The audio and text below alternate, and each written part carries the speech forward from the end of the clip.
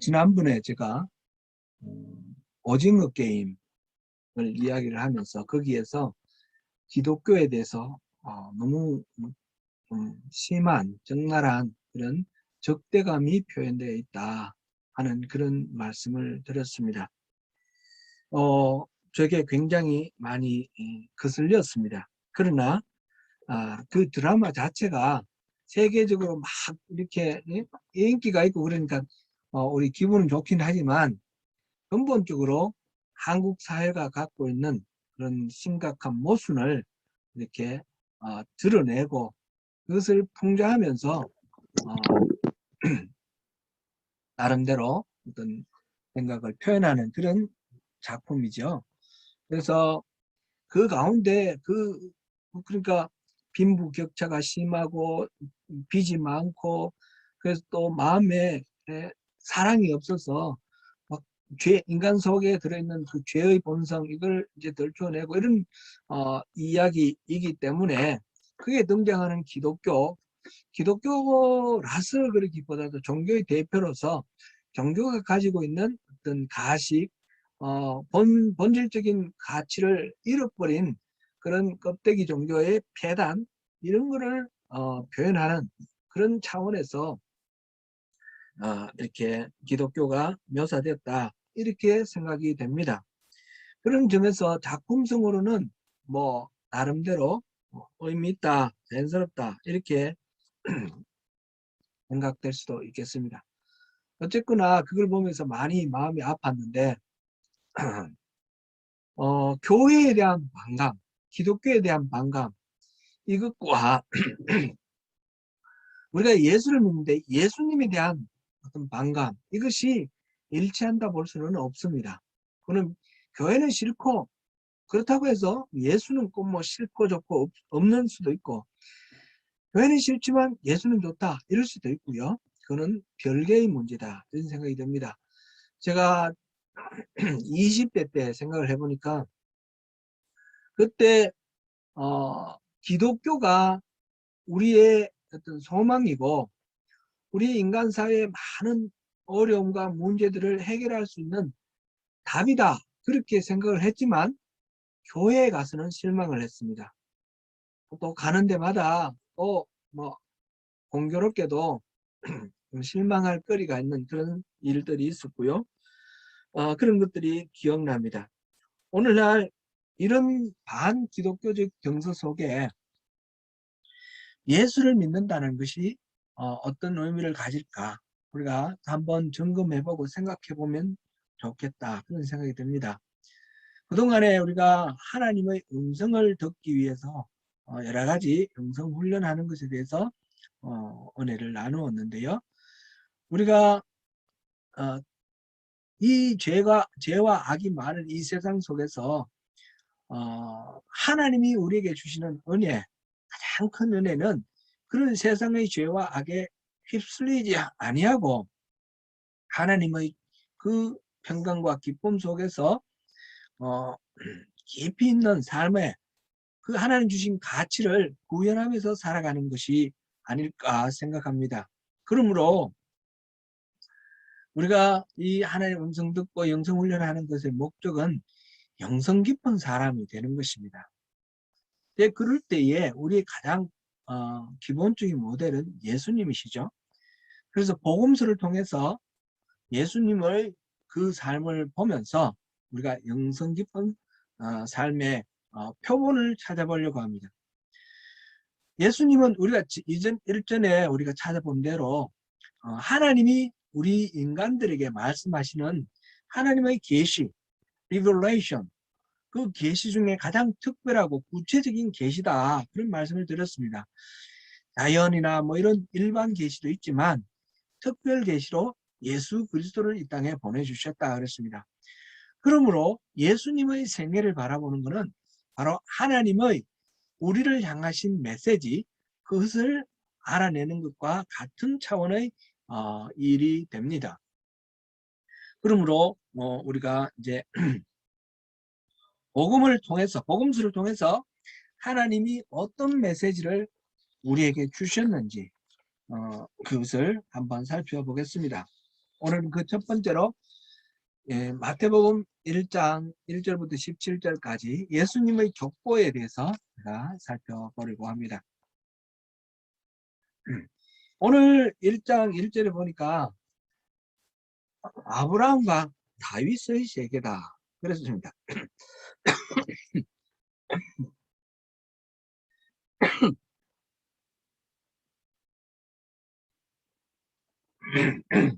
아브라함과 다윗의 자손, 예수 그리스도의 계보다, genealogy, 족보다 그런 뜻이죠.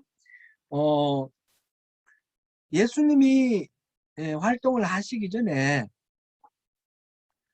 세례 요한이라는 사람이 활동을 했습니다. 그는 이사야 선지자의 예언처럼 광야에서 외치는 자의 소리라 그렇게 자신을 자리매김했고 예수님이 오시는 길을 평탄하게 하는 그런 사람이다라고 말을 했습니다.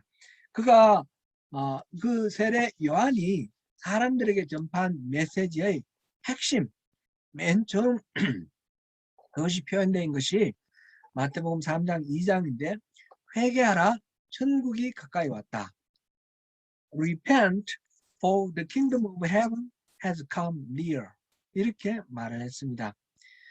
나중에 예수님께서 세례 요한으로부터 세례를 받으시고 마귀에게 또 시험을 받으시고 그러고 난 후에 공생애를 시작하시는데 예수님의 첫 마디 공생애의 말씀이 회개하라 천국이 가까이 왔느니라 이 말씀입니다. Repent for the kingdom of heaven has come near. 이 세례 요한의 메시지와 예수님의 메시지가 일치합니다. 예수님이 오셔서 하신 사역은 바로 이 선포에 연결이 되어 있습니다. 예수님은 천국, the kingdom of heaven, 천국이 가까이 왔다라는 것을 선포를 하셨고 이 천국을 이 땅 위에 세우시는 그것이 예수님 사역 전체의 핵심 내용이다 이렇게 말할 수 있습니다. 그 예수님이 나중에 십자가를 지시고 이제 죽으셨는데 그 십자가에 죄패가 있어요. 죄패에 유대인의 왕 예수 이렇게 적혀 있었습니다. This is Jesus, the King of the Jews. 이렇게 적혀 있었습니다. 예수님은 왕으로 오셨고 왕으로 죽으셨으며 왕으로 부활하셨고 왕으로 하나님 보좌 우편에 앉으셨습니다. 그래서 예수님의 족보는 왕의 족보입니다. 예수님이 왕이라고 해서 이 땅의 일반적인 나라의 왕들처럼 영토와 백성을 거느리고 그렇게 통치하신 왕은 아닙니다. 예수님은 다른 왕이었습니다. 유대인을 직접 다스린 것도 아니었고요. 유대인의 왕 예수 이런 죄패가 있었지만 그런 건 아니었죠. 예수님은 천국의 왕이었습니다. The kingdom of heaven. 다른 복음서에서는 하나님 나라라고 했습니다. The kingdom of God. The kingdom of heaven. The kingdom of God의 왕으로서 이 땅에 오셨습니다. 예수님은 인간의 타락으로 인해서 하나님의 통치를 거부한 이 땅을 다시 하나님의 통치로 회복시키시는 그런 사명을 가지고 인간의 몸을 입고 이 땅에 오셨고 그것을 이 땅 위에 실현하셨던 것입니다. 예수님의 족보를 왕의 족보라 이렇게 제가 제목을 단 이유가 거기에 있고 예수님의 족보 속에 그 비밀이 중요한 비밀이 담겨 있는 것입니다. 예수님의 족보를 소개를 하면서 아브라함과 다윗의 자손 예수 그리스도의 계보다 이렇게 했을 때 곧 아브라함의 계보이고 또 다윗의 계보이다 이런 의미가 되는 것입니다. 아브라함의 자손으로 오신 예수님, 아브라함의 계보라는 것은 그 속에서 어떤 의미를 우리가 발견할 수 있을까요? 예수님은 그 족보의 출발점을 아브라함으로부터 시작합니다. 누가복음에서는 그슬로 올라가서 아담까지 올라가지만 마태복음에서는 아브라함에서부터 이렇게 시작되는데, 그 이유는 아브라함이 하나님께서 이 땅 위에 한 사람을 선택하시고 그를 통해서 많은 자손을 주시고 민족을 이루시고 땅을 주시고 그리고 나라를 건설하셔서 이 땅에 있는 모든 민족, 모든 백성들을 하나님의 품으로 회복하는 그 일을 위해서 아브라함을 선택하셨기 때문입니다. 그래서 아브라함을 통해서 난 그 자손들, 그 백성들을 하나님은 하나님 나라의 백성으로 삼으셨습니다. 그래서 선민, 이 유대인들은 선민, 선택된 민족 이렇게 말을 하죠. 예수님의 족보를 아브라함의 자손이라고 계보라고 부르는 이유는 바로 예수님이 등장하신 그 사건이 하나님께서 이 세상의 모든 민족을 구원하기 위한 그 구원 계획의 일환으로 이루어졌던 일이라는 의미입니다. 아브라함의 자손으로 오신 예수님께서는 우리가 예수의 이름을 영접하고 우리 주님으로 모실 때 우리를 하나님의 자녀로 그리고 또한 아브라함의 자손으로 그렇게 받아주십니다. 그래서 아브라함에게 주신 약속, 모든 민족의 복의 근원이 되게 하겠다 하신 이 하나님의 약속이 아브라함의 자손이 된 우리에게도 해당되는 그런 약속이 되었습니다. 로마서 4장 16절부터 17절을 우리 한번 읽어보겠습니다. 로마서 4장 16절부터 17절입니다. 같이 한번 읽어봅니다. 시작. 그러므로 상속자가 되는 그것이 은혜에 속하기 위하여 믿음으로 되나니 이는 그 약속을 그 모든 후손에게 굳게 하려 하심이라. 율법에 속한 자에게뿐만 아니라 아브라함의 믿음에 속한 자에게도 그러하니 아브라함은 우리 모든 사람의 조상이라. 기록된 바 내가 너를 많은 민족의 조상으로 세웠다 하신 바 같으니 그가 믿은 바 하나님은 죽은 자를 살리시며 없는 것을 있는 것으로 부르시는 이심이라. 아멘. 곧 아브라함을 많은 민족의 조상으로 삼았습니다. 그래서 우리가 아브라함의 믿음에 속하면 우리가 예수를 믿어서 믿음으로 아브라함의 자손이 된다는 것입니다. 이것은 로마서 10장 17절 18절에도 비슷한 말씀이 있습니다. 아브라함은 하나님이 약속하신 씨의 상징입니다. 그 씨로 예수님이 오셨습니다. 그리고 믿음으로 아브라함의 자손 상속자가 된 우리 모두에게도 하나님은 아브라함에게 주신 그 씨의 그 언약, 그 약속을 만민의 복의 통로가 되는 만민의 복이 되는 그런 은혜를 우리에게도 허락하셨습니다. 예수님께서 오실 때 아브라함의 자손으로만 오신 것이 아니라 다윗의 자손으로도 오셨습니다. 하나님은 다윗에게 그를 영원히 버리지 않을 것이라고 약속하셨고 또 그의 자손 중 하나를 선택하여서 그의 나라를 계승하게 하고 나아가서는 그 계승한 왕에 의해서 그 왕위와 나라가 영원토록 견고히 보존되게 할 것이라는 그런 메시아의 언약을 다윗에게 하셨습니다. 시편 89편 29절을 참조하셔도 좋고요. 사무엘하 7장 12절에서 16절을 보시겠습니다. 사무엘하 7장 12절에서 16절 같이 한번 읽어봅니다. 내 수완이 차서 내 조상들과 함께 누울 때에 내가 내 몸에서 날 내 씨를 내 뒤에 세워 그의 나라를 견고하게 하리라.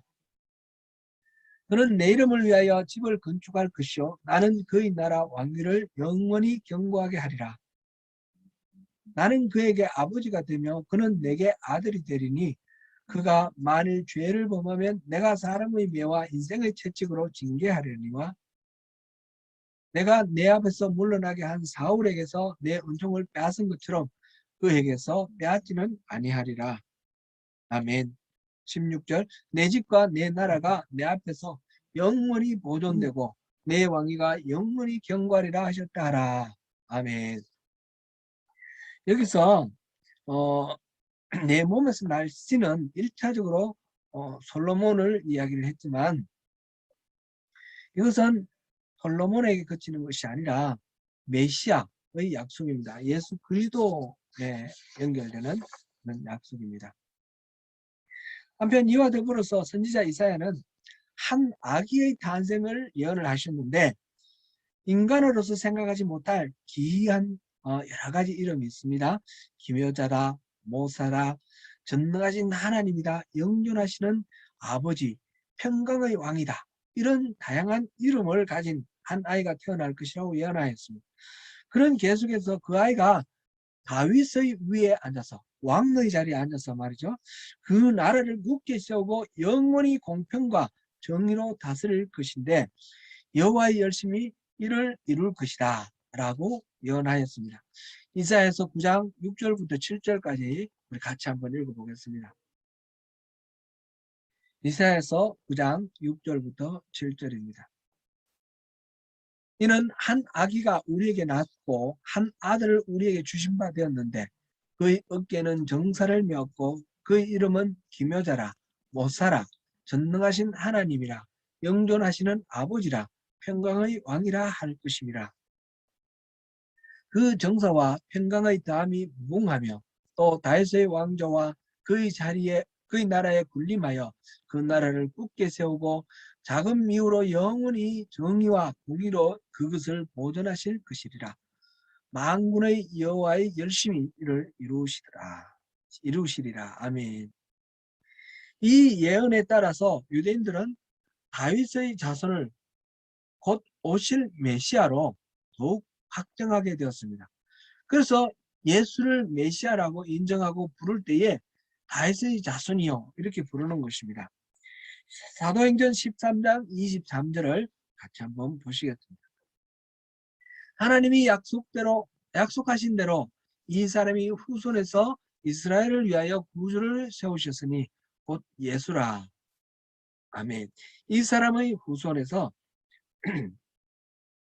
다윗의 후손에서 이스라엘을 위하여 구주를 세웠는데 예수다. 그런 말씀입니다. 예수님은 바로 이러한 하나님의 약속에 따라서 아브라함의 자손으로 오셨고 다윗의 자손으로 오셨습니다. 그리고 이 메시아 예수께서 하나님 나라의 왕이 되셨고 우리를 다 하나님의 자녀로 삼으셨습니다.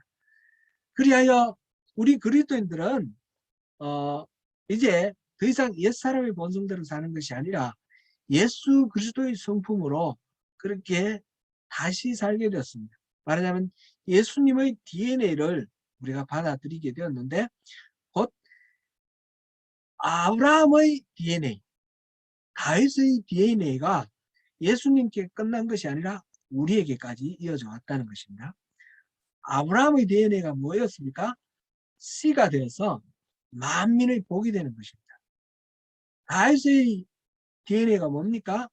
왕이 되어서 이 세상을 다스리는 것입니다. 우리는 아브라함의 후손으로 우리를 통해서 모든 사람들의 복의 근원이 되며 이 세상을 정복하고 다스려서 하나님 나라로 만들 그런 DNA, 아브라함의 DNA와 다윗의 DNA를 받은 그런 존재들입니다. 예수님의 족보를 통해서 우리에게 하나님께서 이 족보를 통해서 깨우쳐 주시고자 하시는 메시지는 그런 것에까지 이른다는 사실을 우리가 확인할 수 있습니다. 이 족보를 보면서 또한 우리가 생각해 볼 것이 이 족보에 누락된 사람들이 있습니다. 예수님의 족보에서 보면 열왕기와 역대기에 나오는 그 남왕국 유다의 왕들 중에 이름이 빠진 사람들이 있습니다. 남왕국 유다의 왕 중에 6대 왕 아하시야, 그리고 8대 왕 요아스, 9대 왕 아마샤, 세 왕이 빠졌고 18대 왕 여호야김이 빠졌습니다. 유다 왕 가운데 예수님의 어머니 마리아의 남편 요셉의 직계 조상 가운데서 족보에 빠진 사람이 이렇게 4사람이 있습니다. 그 밖에도 왕이 빠진 사람이 있는데 7대 그 여왕 아달랴 같은 경우, 17대 여호아하스, 20대 시드기야, 이들은 직계 조상이 아니니까 족보에 빠지는 건 당연하겠습니다. 그러면 요셉의 직계 조상이면서 족보에 빠진 4사람은 왜 빠졌을까? 이것을 우리가 한번 생각해 봐야 되겠습니다. 우선 기본적으로는 이 마태가 지금 아브라함에부터 시작해서 다윗까지 그 하나님의 약속을 세우는 그 기간을 14대로 요약을 하였고, 또 다윗에서부터 시작해서 바벨론으로 포로로 끌려갈 때까지, 곧 솔로몬 통일 왕국으로부터 시작해서 남왕국 유다에 걸친 이 왕들의 계보를 14대로 맞추었습니다. 그리고 이 여고냐로부터 시작해서 예수님까지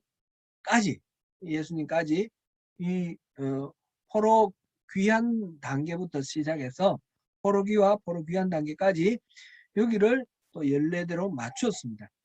그래서 7이 완전 숫자니까 완전 숫자 7의 2배 14대로 맞추는 그런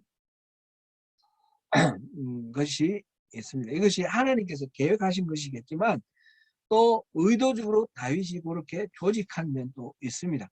그렇게 14대를 맞추기 위해서 보니까 이 유다왕 중에 숫자 일부를 빼낸 것입니다. 누락을 시켰다, 이렇게 볼 수 있습니다. 이 빼낼 때에 왜 하필이면 이들을 빼냈을까? 이 남왕국 유다만 해도 20명의 왕이 있었고 솔로몬 하면 21명인데 그 중에 직계 조상이 아닌 뭐 아달랴나 여호아스나 시드기야는 빼더라도 나머지 18명 중에 4명은 빼고 14명을 했거든요. 그리고 이 4명 빠진 사람들의 특징이 뭔가 한번 생각해 볼 필요가 있습니다. 그 아하시아, 6대 왕 아하시아는 북왕국의 이스라엘의 왕이었던 아합의 왕비가 시돈 출신 그 이방인 이세벨이었죠. 이세벨이 우상을 들고 와서 북왕국을 또 우상으로 완전히 오염시킨 그런 장본인데, 이 아합 왕과 이세벨 사이에 난 딸이 아달랴입니다. 그 아달랴와 여호사밧 왕의 그 사이에서 난 여호사밧이 그 병약 결혼을 해가지고 그 아들, 갑자기 이름이 생각이 안 나네.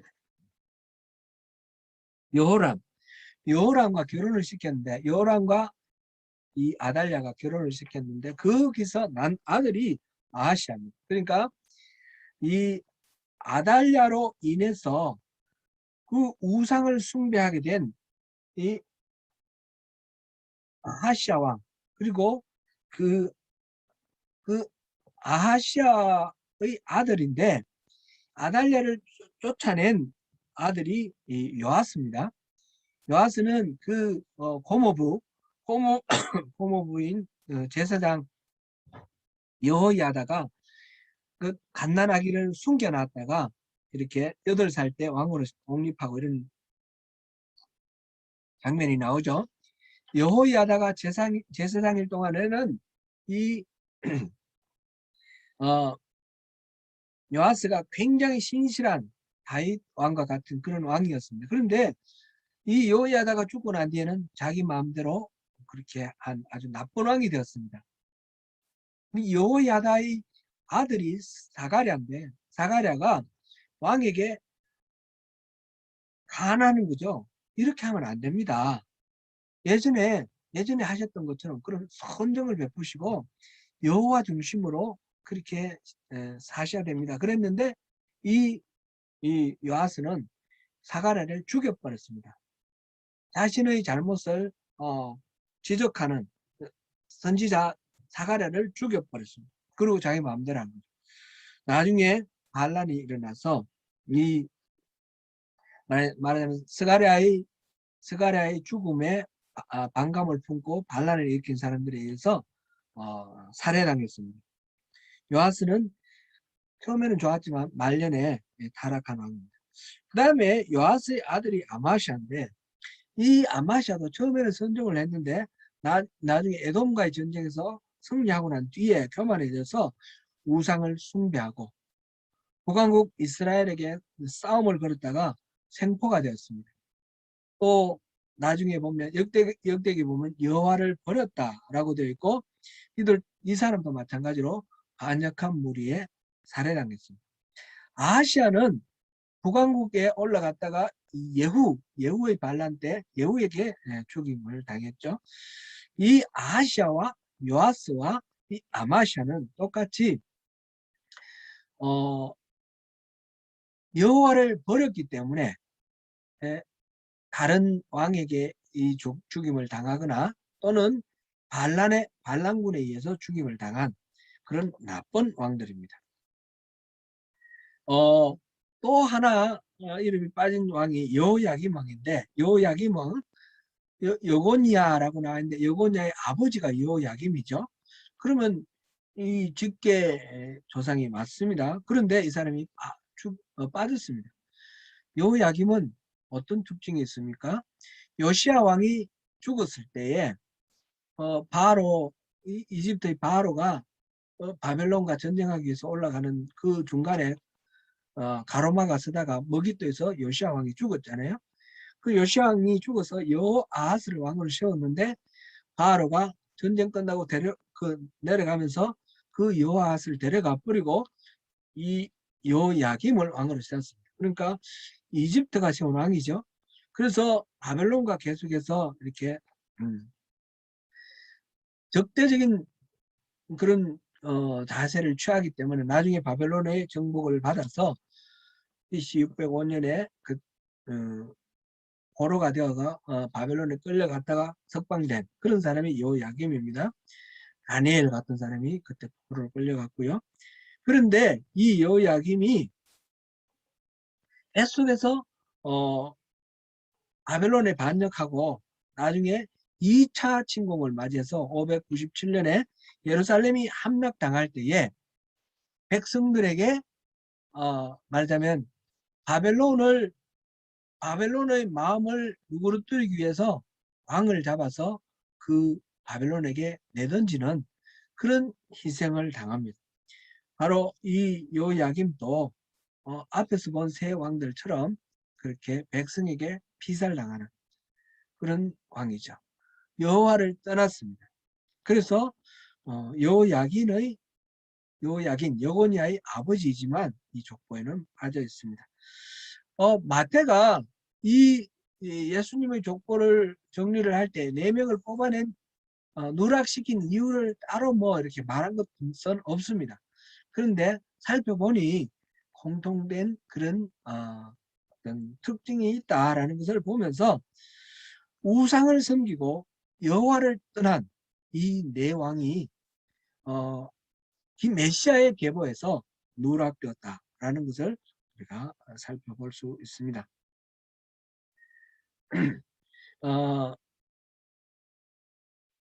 요시야 왕도 이집트의 바로에 죽임당했습니다. 그런데 이 사람은 들어있다. 이거는 이 사람은 여호와를 버리지 않았습니다. 나중에 보면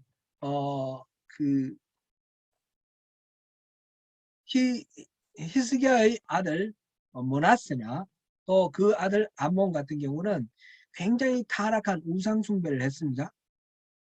그렇지만 그들도 이 계보에서 빠지지 않았습니다. 그 이유는 그들은 하나님께로 돌아와서 회개하고 하나님 여호와를 떠나지 않았기 때문에. 지금 두 가지 조건이 있습니다. 하나는 우상 숭배, 여호와를 떠난 것. 하나는 백성들에게 이렇게 죽임을 당한 것. 이 두 가지 조건 중에 한쪽, 둘 다를 충족시키면 여기서 빠졌다. 이렇게 볼 수가 있습니다. 물론 이거는 성경에 설명이 있는 것이 아니고 분석해 보니까 그런 공통점이 있다라는 것을 통해서 우리가 나름대로 해석하면서 얻는 메시지입니다. 하나님을 떠나서는 절대로 안 된다는 것입니다. 하나님을 절대로 떠나서는 비록 죄를 짓더라도 하나님께로 돌아와야 된다라는 것, 그것이 중요하다 하는 것입니다. 그 다음에 족보에 누락된 사람에서 우리가 특별한 메시지를 찾을 수도 있고, 또한 족보에 올라간 특별한 사람을 통해서도 우리가 또 하나님의 우리에게 이 족보를 통해 주시는 메시지를 볼 수 있습니다. 예수님의 족보에 통상의 기록과 다르게 눈에 띄는 사람들이 있습니다. 첫 번째로는 4명의 여인들입니다. 다말, 라합, 룻, 바세바, 이 사람들, 이 유대인들의 족보에는 원래 여자들의 이름은 없습니다. 우리 성경에 보면 역대기에도 나오고 여러 군데서 족보가 나오지 않습니까? 족보에 여자가 없거든요. 그런데 여기에는 여자들의 이름이 나와 있습니다. 라합과 룻은 이방 여인입니다. 그리고 다말은 시아버지를 통해서 아들을 낳아 이 메시아의 계보를 이었습니다. 바세바는 남편을 죽이고 불륜을 한 이 솔로몬을 통해서 다윗을 통해서 솔로몬이라는 그 아들을 얻고 이 메시아의 계보를 이었습니다. 4명의 여인들은 전통적이고 보통적인 그런 개념에서는 뭔가 좀 부족한 죄인입니다.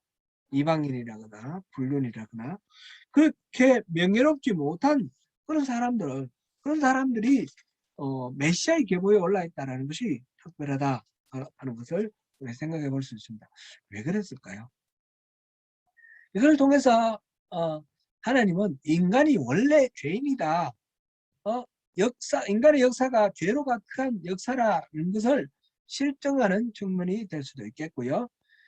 죄인의 혈통에서 우주가 탄생한 것으로 인해서 죄인에 대한 하나님의 마음, 죄인을 구원하시고자 하시는 하나님의 거룩하신 뜻이 반영되었다. 이렇게 볼 수도 있겠습니다. 유대인과 이방인의 구분도 아니고 남자와 여자의 차별도 불필요합니다. 하나님의 구원 계획은 모든 사람들을 다 포괄한다는 것을 볼 수 있습니다. 앞에서 족보에서 빠졌던 4명의 왕들과 차이는 이 4명의 왕들은 죄인이라는 점에서는 똑같겠지만 같을 수가 있겠지만 하나님을 이 4명의 왕들은 하나님을 떠난 사람들이었습니다. 이 4명의 여인들은 하나님의 품으로 적극적으로 들어온 룻, 라합 여기에 대별되듯이 다말이나 바세바도 하나님의 품 안에 있었고요. 하나님의 죄인이지만 하나님의 품 안에 있었기 때문에 이들은 배제되지 않았다. 이렇게 생각해 볼 수 있습니다. 유다 왕들 가운데 여호와를 떠난 사례는 또 되어 있는데 아하스, 그 다음에 므낫세, 아몬 이런 경우도 그렇습니다. 메시아의 족보에 들어간다는 것은 아무런 흠이 없었기 때문에 그런 것은 아니고요. 하나님의 전적인 그런 은혜 덕분이다라는 사실을 또 이렇게 살펴볼 수 있겠습니다. 그 다음에 또 우리가 한번 볼 때 특별한 사람이 있는데 여고니아는 요아스와 마찬가지로 불과 100일 동안만 왕의 자리에 있었던 사람입니다. 최근에 우리가 예레미야서를 공부하면서 이 여고니아에 대해서 살펴봤습니다.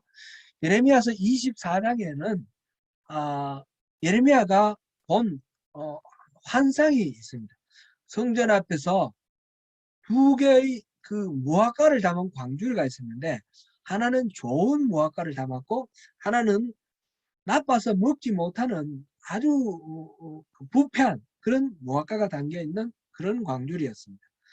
근데 하나님께서 그 광주리를 설명하시면서 예루살렘에 남아있는 사람들은 바로 이 나쁜 무화과처럼 쓰지 못할 것이다. 버림받은 무화과다. 그렇게 말씀하셨고 포로로 끌려가 있는 여고냐와 그 유대 포로민들에게 대해서는 좋은 무화과다. 그리고 그들을 하나님께서 인도하셔서 다시 심고 다시 세우겠다. 그렇게 말씀을 하셨습니다. 그 여고냐가 비록 포로로 끌려가서 감옥에 갇혔고 나중에 37년 동안 감옥 생활을 하고 난 뒤에 석방이 되어서 왕족의 대접을 받는데 그 여고냐를 통해서 스알디엘, 수룹바벨 이렇게 메시아의 계보가 이어진다는 것입니다. 70년 동안 바벨론을 섬기게 하신 것은 하나님의 징계의 수단이고 또한 하나님이 이스라엘을 회복하시고 훈련시키고 준비시키기 위한 그런 기간이었습니다. 그 70년 끌려간 여고니아가 오히려 하나님의 그 계획에 합당하게 쓰임받는 것을 우리가 볼 수 있습니다. 반면에 그때 왕으로 책봉되었던 시드기야는 10년, 10여 년, 11년 동안 그 유다를 다스린 왕이 되었지만 결국은 나라가 망하고 그 다음에 그 자신의 눈앞에서 자식들이 전부 죽임당하는 것을 목격해야 했고 그리고는 눈알이 뽑힌 상태에서 쇠사슬에 묶여 바벨론으로 끌려가서 거기서 죽임을 당했습니다. 겉으로 봤을 때는 시드기야가 훨씬 좋은 그런 위치인 것 같았지만 실제로는 그게 아니었다는 것을 우리가 예레미야 24장을 통해서 살펴보았습니다. 또 예레미야 29장에서 예레미야는 포로로 잡혀가 있는 그 사람들에게 편지를 썼습니다. 하나님께서 말씀해 주시는 그 메시지를 전했는데 그곳에서 집을 짓고 농사를 짓고 시집가고 장가가고 자녀들도 시집 보내고 장가 보내고 그곳에 터잡고 살아라 하는 그런 편지입니다. 이 편지를 통해서 70년이 차면 하나님께서 돌보아 주시겠다는 그 메시지를 분명하게 해주셨는데 여호와의 진정한 속마음은 징계를 통해서 망하게 하는 것이 아니라 그들에게 평강을 주시는 것이고 미래와 희망을 주시는 것이다. 그것이 예레미야 29장 11절의 말씀입니다. 우리가 여러 번 읽어봤지만 다시 한번 예레미야 11장 29절의 말씀을 읽어보겠습니다. 시작. 여호와의 말씀이니라. 너희를 향한 나의 생각을 내가 아나니 평안이요 재앙이 아니니라. 너희의 미래와 희망을 주는 것입니다. 아멘. 발음하기도 어려운 이름이 쭉 나열된 그 족보 속에서 하나님이 우리에게 주시는 메시지가 있었습니다. 사랑하는 성도 여러분, 이 족보를 보여주시는 이유가 예수님의 출생에 관한 정보, 인포메이션을 주는 데에 그치는 것이 아닙니다. 오히려 그보다 그 속에서 하나님이 품고 계시는 그 뜻을 선명하게 보여주시기 위해서 이 족보를 소개하였습니다. 아브라함의 계보, 다윗의 계보. 아브라함의 계보는 만민의 복의 근원이 되는 씨앗. 이것을 그 한국의 군포인가요? 그 새생명교회라고 있는데 목회자 성경연구원이라는 것을 또 운영을 하시고요. 박승호 목사님이라고 계시는데 그분이 오클랜드 오셔서 또 강의를 하시고 하셨어요. 그분이 오신 게 아니라 목성연에서 왔는데 아무튼 그분이 정리하시기를 마태복음을 정리하시기를 여기서 아브라함의 그 씨앗 씨앗의 DNA를 sonship이라고 그랬습니다. 아들, sonship이라고 했고, 그 다음에 다윗의 계보, 다윗의 자손, 다윗의 DNA를 kingship이라고 그랬습니다. 예수님께서는 sonship, kingship을 동시에 겸비하여서 이 땅에 오셨고, 그래서 그 구원의 계획을 실현하시면서 하나님 나라의 왕이 되셨습니다. 그리고 그 예수를 믿는 우리에게도 sonship, kingship을 그 DNA를 주셔서 우리가 모든 백성들을 구원하여서 하나님 나라의 백성으로 변화시키고 다스리는 그런 sonship과 kingship을 우리에게 주셨다. 그렇게 정리를 하였습니다. 참 의미 있는 그런 정리입니다. 우리에게 sonship과 kingship을 주신 하나님의 그 뜻, 그 메시지가 바로 이 예수님의 계보, 이 족보에 담겨 있습니다. 오늘 또 오늘 우리가 이렇게 함께 살펴본 이 족보를 통해서 주신 하나님의 메시지에 귀를 기울이시는 가운데 주님이 주시는 하나님 나라의 평강과 그 기쁨을 누리시는 저와 여러분 되시기를 축원합니다. 기도하겠습니다.